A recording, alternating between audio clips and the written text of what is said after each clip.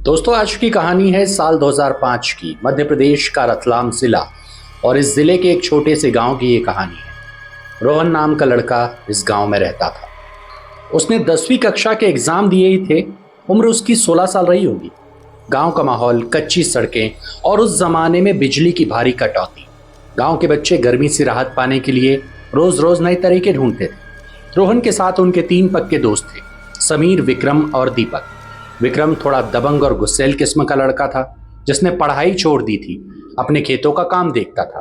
2005 की कड़कड़ाती गर्मियों में जब तापमान 42-43 डिग्री छू रहा होता, तो गांव के राम मंदिर के बाहर पीपल के पेड़ के नीचे ये चारों दोस्त अपनी चारपाइयां बिछाकर बैठते। लेकिन दोपहर की जलती धूप में उनके पास सिर्फ एक सहारा था, गांव के आउटर पर बनी एक पुरानी नहर। उन्हें क्या पता था, साल 2005 की ये छुट्टियां उनकी जिंदगी का सबसे बड़ा दुस्वप्न बनेगी। एक दोपहर चारों दोस्त ने अपनी साइकिलें उठाई और नहर की तरफ निकल पड़े। नहर को दोनों तरफ ऊंची ऊंची घास और कटीली झाड़ियां थी। अब ये नहर पर पहुंचे, चारों दोस्त पानी में छलांग लगाकर तैरने लगे। मस्ती चल रही थी, हंसी मजाक हो रहा। तभी रोहन की नजर नहर के ठीक बीचों बीच पड़ी। पानी की सतह पर अचानक हलचल हुई और एक लड़का पानी से बाहर निकला। उसने अपनी भीगे हुए बाल पीछे किए और बिना किसी की तरफ देखे चुपचाप नहर से बाहर निकलकर किनारे की ओर चलने लगा। रोहन का ये देखकर दिमाग भन्ना गया, क्योंकि वे लोग पिछले आधे घंटे से वहीं तैर रहे थे और पानी इतना साफ था कि अगर कोई डुबकी लगाता, ये चलकर भी आता तो साफ दिखता। लेकिन ये लड़का अचानक पानी के बीच से कैसे निकल गया? रोहन सोचता है शायद ये उसका वहम होगा, इसलिए उसने उस वक्त किसी से कुछ नहीं कहा। नहाने के बाद ये सभी घर पहुंचे। वो रात गुजर गई। अब अगले दिन फिर दोपहर, वही तपती धूप और चारों दोस्त फिर नहर पर पहुंचे। इस बार रोहन की आंखें पानी पर ही टिकी थी और ठीक वैसा ही हुआ। एक बार फिर पानी के बीचों बीच से वही लड़का दोबारा ऊपर आया। ये देखकर रोहन ने तुरंत समीर और विक्रम को इशारा किया, भाई जरा उस लड़के को देखो, क्या तुम इसे पहचानते हो? हमारे गांव को तो नहीं लग रहा। अब ये सुनते ही विक्रम ने कहा कि भाई, पास में जो कॉटन की फैक्ट्री है, वहां का कोई मजदूर होगा, गर्मी में यहां नहाने आ गया, तू इतना क्यों सोच रहा है? अब वो लड़का नहर से निकला और किनारे खड़े नीम के पेड़ के पास जाकर बैठ गया। रोहन ने एक पल के लिए पानी में डुबकी मारी और जैसे ही वो बाहर निकला, उसने नीम के पेड़ की तरफ देखा। पेड़ के नीचे कोई भी नहीं था। महज 5 सेकंड में वो लड़का गायब हो चुका था। ये देखकर रोहन ने घबराकर दोस्तों से कहा, अरे यार, ये तो अभी यहां बैठा था, कहां गया? ये सुनकर उसके जो दोस्त थे उसका मजाक उड़ाते हैं। कहते हैं, यार तू पागल हो गया है रोहन, धूप तेरे सिर पर चढ़ गई है। वो कुल मिलाकर बात को टाल देते हैं। लेकिन असली दहशत तब शुरू हुई जब ये लोग घर लौटने लगे। अचानक मौसम बदला। कड़कती धूप के बीच एक खौफनाक धूल का बवंडर उठा।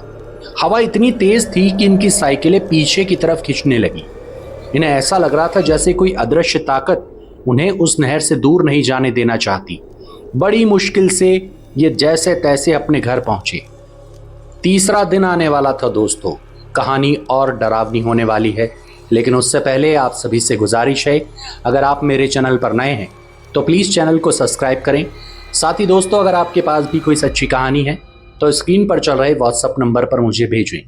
अब क्या होता है, तीसरा दिन आता है, वही दोपहर। ये चारों दोस्त जो थे, साइकिल से नहर की तरफ निकल पड़ते हैं। तीसरे दिन विक्रम का गुस्सा 7वें आसमान पर था। उसने रोहन से कहा, आज अगर वो लड़का दिखा तो मैं खुद उससे पूछूंगा कि वो कौन है। ये नहर पर पहुंचे और वो लड़का एक बार फिर पानी से निकला और नीम के पेड़ की तरफ बढ़ने लगा। विक्रम पानी से बाहर निकला और जोर से चिल्लाया, ओए रुक, कहां से है तू? सुनता नहीं क्या? वो जो लड़का था उसने कोई जवाब नहीं दिया। इतना होते ही विक्रम जो था वो भागकर उसके पास पहुंचा और गुस्से में उसकी गर्दन पकड़ ली। लेकिन जैसे ही विक्रम ने अपनी पकड़ ढीली की, वहां मौजूद सभी लड़कों के होश उड़ गए। विक्रम के हाथ में उस लड़के की गर्दन की चमड़ी गल कर चिपक गई थी, जैसे किसी जली हुई या सड़ी हुई लाश की स्किन हाथ में आ जाती है। यह देखकर विक्रम डर के मारे पीछे हटा। तू तू कौन है? तू कौन है? वो लड़का बिना कोई दर्द चेहरे पर लाए रोहन की तरफ मुड़ा, सीधे उसकी आंखों में देखते हुए बोला, भाई आपके पास मोबाइल है ना? अब 2005 के दौर में फोन होना बहुत बड़ी बात थी। रोहन घबरा गया। हाँ है, पर मेरे पास फोन में बैलेंस नहीं है, आउटगोइंग बंद है। लड़के की आंखों में एक अजीब सी वीरांगनी थी।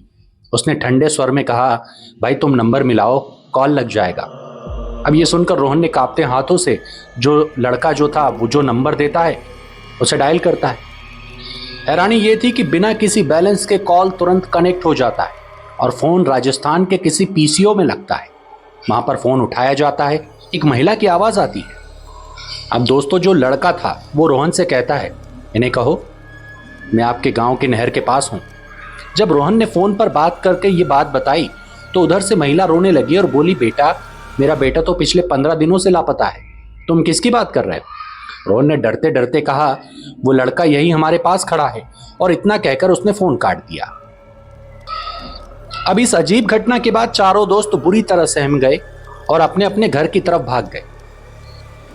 अब 2-3 दिनों तक किसी की हिम्मत नहीं हुई कि नहर की तरफ झांक भी ले।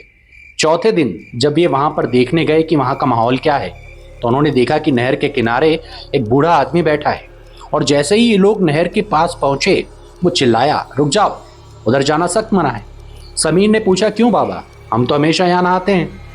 उस बूढ़े आदमी ने जो बात बताई उसे सुनकर इन चारों के पैरों तले जमीन निकल गई। वो बूढ़ा आदमी इन चारों से कहता है कि तुम्हें नहीं पता, 1 हफ्ते पहले यहाँ पर राजस्थान के एक सिरफिरे लड़के ने हाईवे वाले पुल से नहर में कूदकर खुदकुशी की थी, और 3 दिन पहले ही पुलिस ने उसकी सड़ी गली लाश पानी से निकाली। अब ये सुनते ही रोहन, विक्रम, समीर, दीपक, इन सभी के रोंगटे खड़े हो गए। अगर उसकी लाश 3 दिन पहले निकली थी तो वो इतने दिनों से पानी में किसके साथ नहा रहे थे?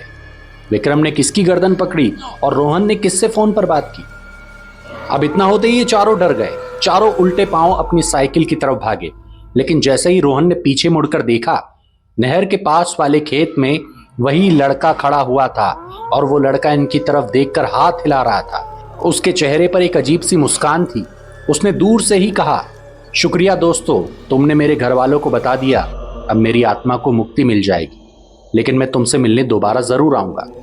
अब ये चारों डरते डरते अपने घर पहुंचे, अपने घर के लोगों को इनके साथ क्या कुछ हुआ है उस बारे में बताया। जाहिर सी बात है कि इन चारों के घर वालों ने भी इन्हें खूब डांटा, क्योंकि जो नहर थी वहां पर इनके पेरेंट्स जाने से मना करते थे, खास तौर पर दोपहर के वक्त। खैर दोस्तों, साल 2005 के उस खौफनाक हादसे के बाद रोहन का परिवार भोपाल शिफ्ट हो गया, लेकिन आज भी जब कभी 2005 की वो छुट्टियां याद आती हैं तो उन चारों दोस्तों की रूह कांप उठती है। बड़े बुजुर्ग हमेशा कहते हैं, तपती दोपहर में सुनसान नहरों, शमशान या पुराने पेड़ों के पास अकेले नहीं जाना चाहिए, क्योंकि जब इंसान मस्ती के मूड में होता है तब बुरी शक्तियां साए की तरह उनका इंतजार कर रही होती हैं। दोस्तों, ये थी आज की हमारी कहानी। वीडियो अगर आपको पसंद आई हो तो वीडियो को लाइक करें, चैनल को सब्सक्राइब करें।